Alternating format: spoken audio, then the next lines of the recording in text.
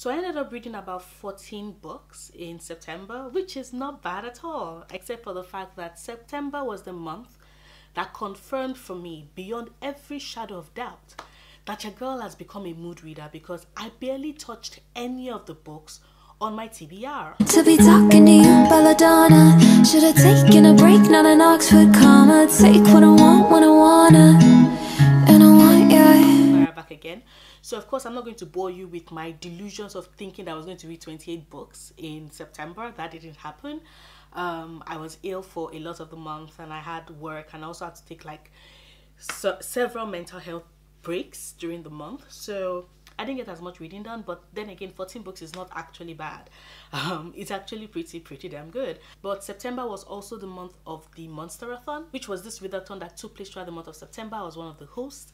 We're basically reading books. We're meant to read books that, you know, horror type books or scary books, or books that fulfilled several prompts that the amazing Kate over at Chapter Kate had already pre-selected for us. But because I was in a mood reading mood, if that makes any sense, because I was in a mood reading mood throughout the month, I think I only read like 2 or 3 books that I'd already previously selected that went with my Monsterathon TBR. But I did have a lot of fun with the books I did get to read, and yeah. So the very first book I'll be talking about is Unnatural Creatures, which is a selection of different stories selected by Neil Gaiman. Now, I'm certain you already know, because I keep repeating this on my channel. Neil Gaiman is one of my favorite authors. His mind is brilliant. I love the way in which he takes stories. I love the things that delight him. I love how it is that every time you read his books, you can always tell that he's having a lot of fun, or at least he had a lot of fun writing it.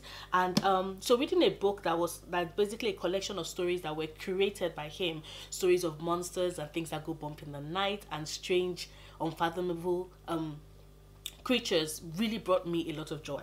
Now, I didn't read the entire book this month. I'm going to take my time. I want to take my time to really delve into each of the selections, but I did read 3 stories, which were 3 stories that were, you know, chosen for the Monsterathon, because this was our group book. So the first story I read, I would call it a dot or a dash or weirdo. Like, that is it. That is just the title of it. You can see that dash, that's just it. This being the first story in the book, I think really set the mood for exactly what it is that we are going to come in contact with. It's an unnatural way to tell stories that have already been familiar with this. And in this, we follow our child who, up until this point in his life, has always had this strict set of rules and liked everything being in a precise way, until this dot appears, and this dot keeps increasing in size and keeps moving whenever you blink. And when you blink, it moves on to somewhere else and it's bigger by the time you locate it. And it's just, the question when I was reading it is that, what on earth is that dash? What on earth is this dot? Is it supernatural? And turned out it was. Turned out that it was also very scary. And when I mean scary, I mean like very scary. Like, I spent a lot of time after finishing that story always jumping at every single dot or smudge or stain I found anywhere in my office or in my house, because I was convinced that, you know, it had jumped away from the page here and was like now living and breathing all around me. And it, like, because I have so many smudges around, like, it's totally and completely realistic. And at the ending, the way it ended, when you realize exactly what that blob dot thing is, utter perfection. Totally scary. The next story I read was the story of the Griffin and the minor canon, whereby you have the Griffin who lives in this turbulent wilds where he's never really seen a reflection of himself, so he doesn't know what he looks like. And when he finds out that there's this particular local church where they have actually carved a statue that resembles him, you know, leading to the entrance of the church, he decides to fly to this town just so that he can get a glimpse of this statue and be amazed at the fact that this is what he looks like. The only thing about it is that the people in the town are convinced that he's there and he's going to eat people, and the only person who is fairly able to not tolerate his presence, but like treat him fairly decently is the minor canon, who is this minor priest. I don't want to go into all the details of the story because it's really, really cool, but I love the relationship between the Griffin and the minor canon. I love the fact that this was someone that you could tell from the story that the minor canon was terrified, just like everybody else, but he felt like it was up to him. It was his duty to do what needed to be done, and what needed to be done was to protect the people from the Griffin. And if that meant collecting a griffin who was basically an oversized puppy, following him everywhere, and you know, being fascinated by all the things he's doing, then yeah. And if it is that the griffin did state that he only eats once a year and he doesn't need to eat after that, and even though the minor canon is visibly terrified that he might be the griffin's dinner, autumnal meal, it still doesn't take away from doing what he feels is right. And I loved it. It was cute. I loved the portrayal of the griffin, because most of the time in other stories, griffins are always very terrifying creatures, and this griffin, while he was terrifying, was also adorable. Like I said, he gave me vibes of like an overgrown puppy who is just really amazed at being able to find the likeness of himself and be like, oh my god, I really look like this. Oh, that is so cool. That could have been slightly smaller. And it's just fascinating. And like, the third story I read in this was Come Lady Death, and just from the title, we meet Death, or rather, we meet her at a party that was thrown by the most, would I say it's arrogance that would get someone to think that it's a great idea to invite Death to a party because she was bored and she needed, you know, to create an event to remember. It was definitely an event to remember, because she definitely got more than she signed up for. But I've always loved the different iteration of death that we've gotten from stories. Like I said, Neil Gaiman's Death of the Endless from the Sandman comics, always my favorite, absolute favorite reiteration of death. A close second would be the death portrayed in Terry Pratchett's This World series. Love that. And this is actually a very close third, because I loved how it is that you know, there was a part where she was talking about taking different forms suited to the time, but also the law of death. Is death the same entity that you've always known from the beginning of time to the end? Is it like a job requirement? Does it change? What are the rules for it being passed on? Who can become death? You know, who can invite death? Who can see death? Is it wrong to be heartless enough to want death as a dinner partner? Like, it was just so fascinating. I loved it. I enjoyed it. It was a very interesting read. I think if I was to say which one of them I found the most intriguing, it was definitely Come Lady Death. Which one I found the scariest was definitely that Dot, because I repeat, everywhere around my house there are smudges and I'm terrified out of my mind, because that story was scary. Fucking scary. Next I read What Sunny Saw in the Flames by Nidhi Okorafor. In this we follow Sunny, who is an albino, and she and her family had relocated to Nigeria for reasons you find out later in the book. It's the first book in a duology though, but for those that don't know, What Sunny Saw in the Flames is a Nigerian print. You all probably know it more popularly as Akata Witch. Like I said, in this we follow Sunny, who has returned back to Nigeria, and is basically dealing with that double identity, because you see Sunny is albino, so that combined with the fact that she does speak with an accent, especially when she's trying to speak Igbo, shows that she's a girl who doesn't necessarily belong in either world, and who always has that problem with acclimatizing with the people around her. But then she discovers a mythical world beyond the ordinary that she had never known existed, even though she did get a glimpse of how the world would end, and the fact that the world would end with fire in the beginning of the book. And I love the fact that this was a girl who had been ostracized because of her difference, and then we find out through the mysticism in this book that your difference is what makes you power. Knowledge and acceptance of what makes you different is also what gains you even more power. And the power, also the fact that power in this case is not good or bad. It's the person, it's the people behind it, it's the people that are using it, you know, that determine exactly what it is used for, whether it's going to be used for evil, whether it's going to be used for good. I actually did enjoy it. It was a middle grade book. I finished it in an afternoon, loved it, barely 200 pages, enjoyed it. My only problem was the fact that I felt that this story was too short. I think the final battle scenes could have been longer, could have been more drawn out. We could have giving us more of a glimpse. Like, we already knew the baddie was from the start of the book, in the sense that we had a name, but fleshing out his motivation, fleshing out why he was doing what he was doing, all those things we didn't really get. And like I said, the final battle just seems so rushed. It's the reason why I'm actually pretty relieved that the second book in the series is definitely visibly way bigger and way longer, because then I know that Nidhi will be able to do true justice to this. But I gave this a 4 stars. I'm not going to go into a rating for Unnatural Creatures because I have not finished reading the book yet, but the stories I read were all solid 4 to 5 stars for that. So Yay! Next, I read City of Fallen Angels by Cassandra Clare.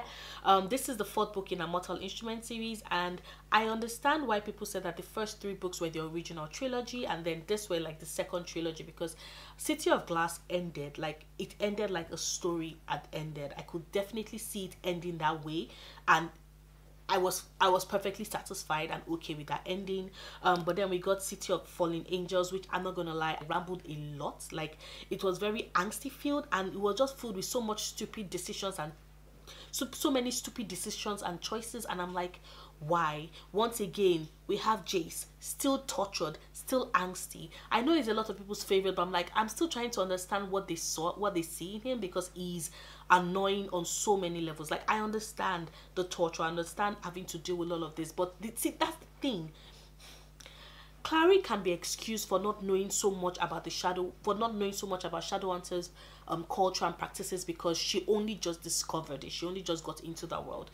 Jace, on the other hand, has been a part of this world for so long, and you would think that he would have some form of, I don't know, common sense with regards to the fact that what if what is happening to me is not normal? What if it actually has some sort of mythical implications? What if it's something supernatural? Like, the fact that it never occurred to him, I was just like, how are you in any way, how did you grow up this old and be so stupid? Like, in fact, I think we should rename this to City of Stupid Shadowhunters, because practically everybody was dumb.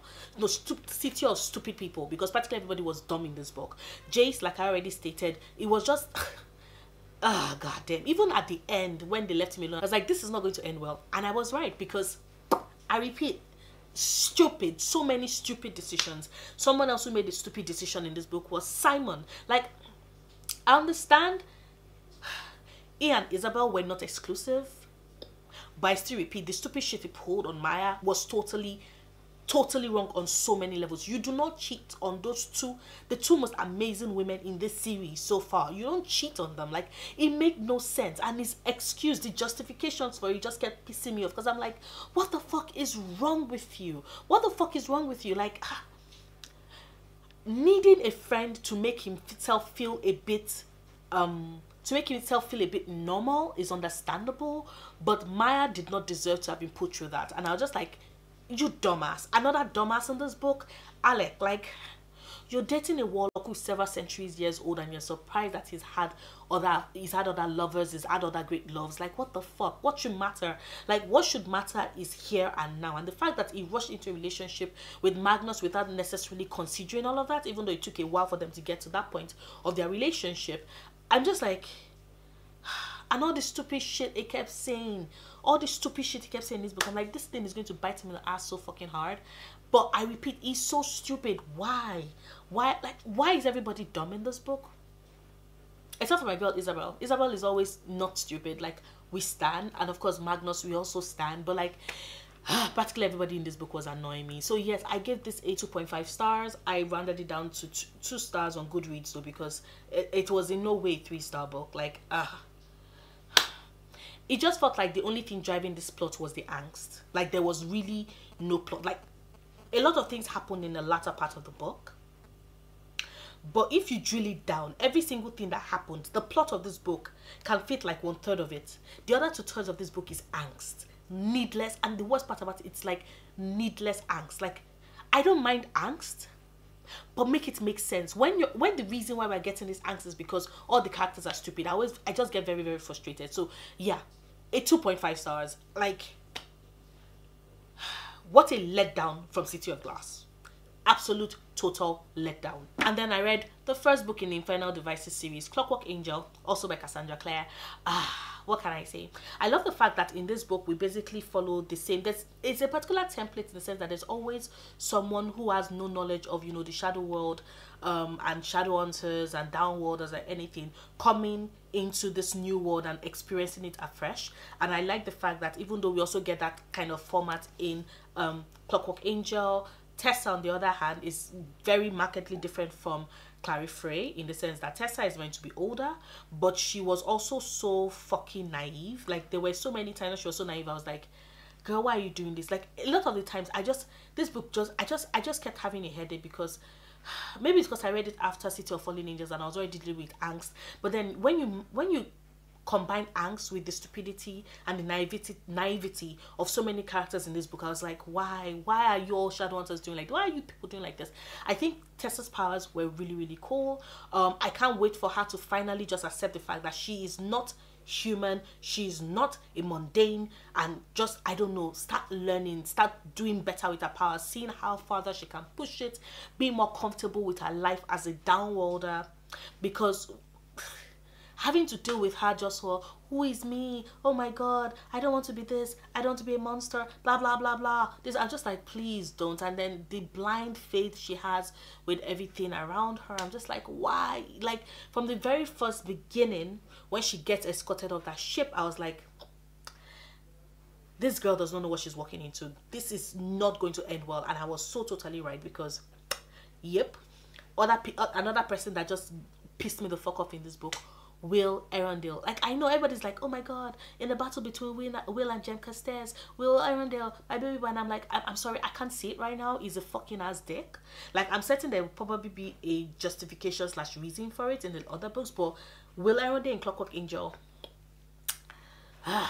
annoying as fuck, annoying. Like, I see the cockiness, and I definitely think that Cassandra Clare has a thing for all her characters being, all her lead male characters being, you know, slightly cocky, that grin, that blah blah blah, sarcastic wit, the best Shadowhunters of their age, like all that thing. I'm like, must they all be like that? Must they all be like that? But what can I say? Like I said, I still can't see the appeal.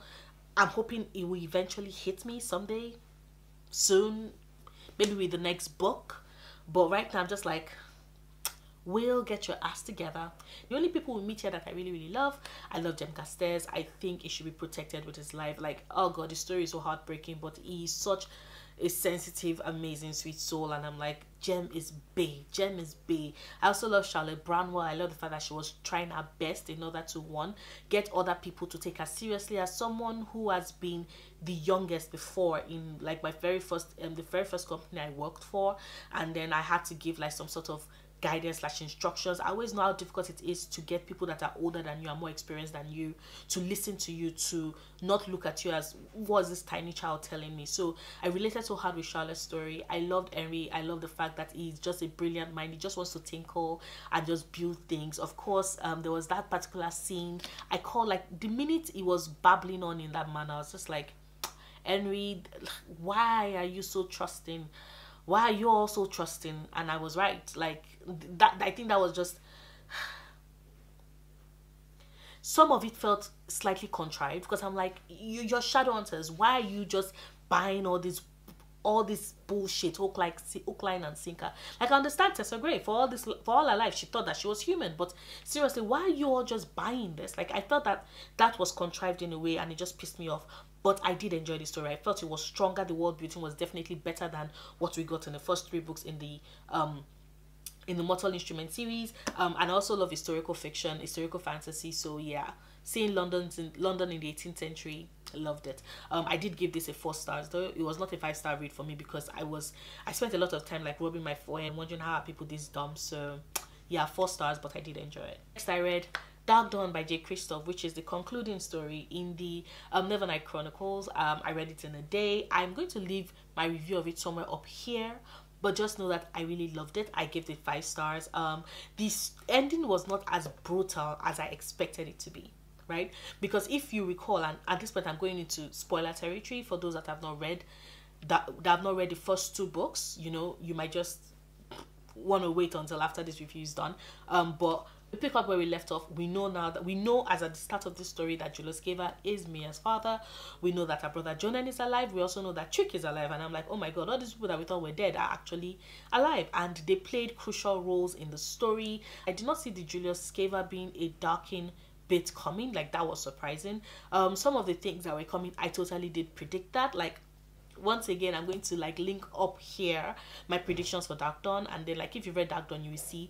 But a lot of things I predicted for Darkdawn did come true, and I was very proud of myself. But at the same time, I wanted a very bloody, sad, desolate ending. and I did not get as like it ended on a ray of sunshine and warmth and hope. And as much as I did enjoy it and I smiled and I loved that ending, I would have not minded if it had been slightly bloody. I really wish Jay had gone there and just like ripped out my chest, because everybody was just like, oh my god, what a sad, painful ending. I was ready to bawl my eyes out. But when I got to the end, I'm like, this is a fucking romantic, sweet as fuck ending. Like, where is the bloodshed and gore and heartbreak and torn bodies and my eyes being swollen and me not being able to recover? Where did it go? Like, I cried, but I didn't cry as much as I thought I was going to.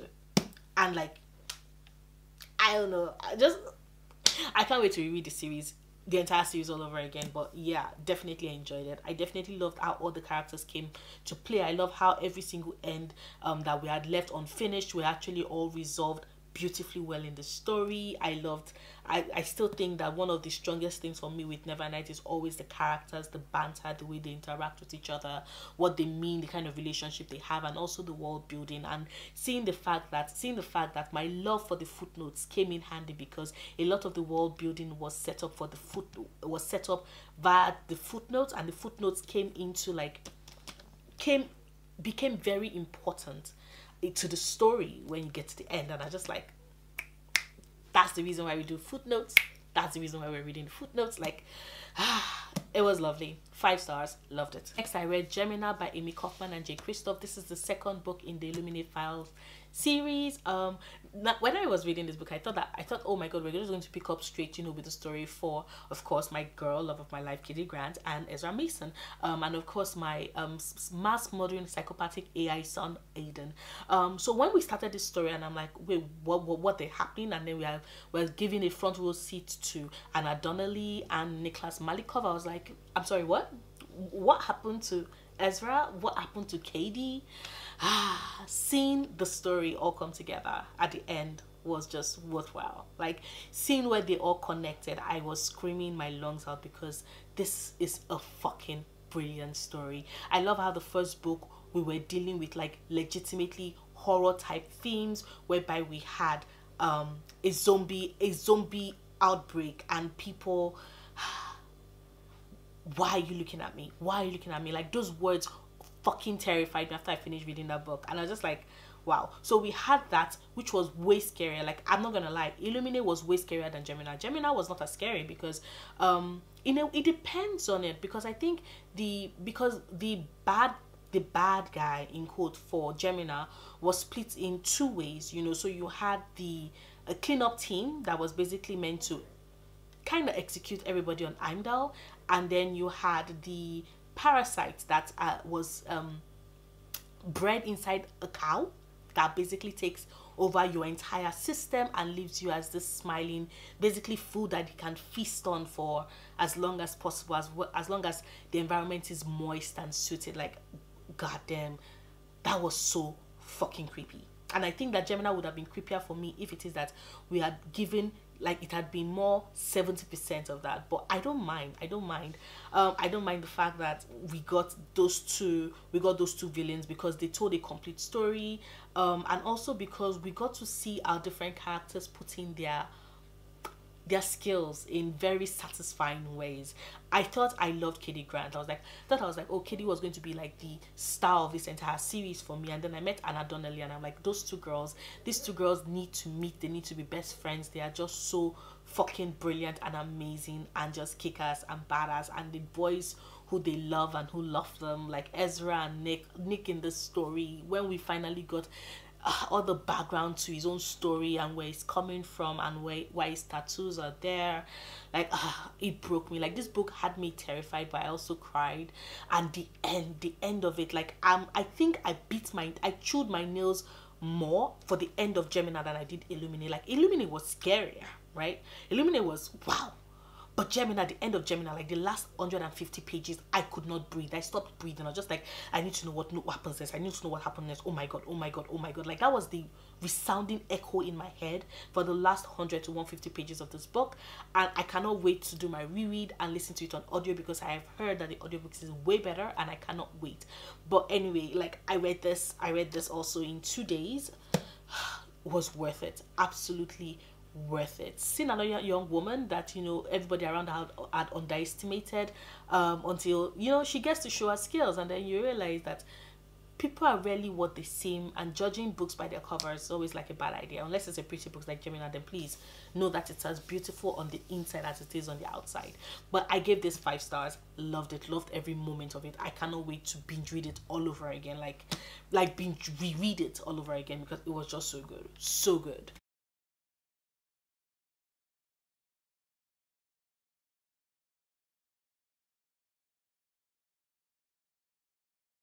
You are my strange addiction.